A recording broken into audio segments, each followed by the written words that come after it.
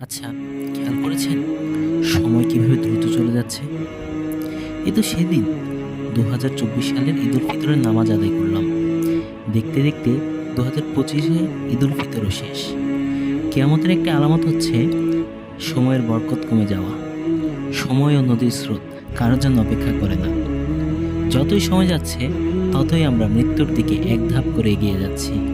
সূরা আল আসরে আল্লাহ এই মহামূল্যবান জিনিস সময়ের কসম দিয়েছেন এবং বলেছেন, মানুষ ক্ষতির মধ্যে আছে, কিন্তু যারা ঈমান এনেছে ও সৎকর্ম করেছে এবং পরস্পরকে সত্য ও ধৈর্যের উপদেশ দিচ্ছে তারাই সফলকাম। আমরা বাস্তবে এই সময়ের সম্পর্কে অজ্ঞ। এই সময়কে বেশিরভাগ মানুষ কাজে লাগাতে পারছে না, শুধু বলছে আজ নয় কাল করব। কিন্তু মালাকুল মউত একটুও সময় নষ্ট করবেন না, তিনি অন টাইম রূহ কবজ করবেন। সুতরাং আমাদের উচিত হায়াতের বাকি সময়টুকু কাজে লাগানো এবং আল্লাহর সন্তুষ্টির উদ্দেশ্যে কাজ করে যাওয়া।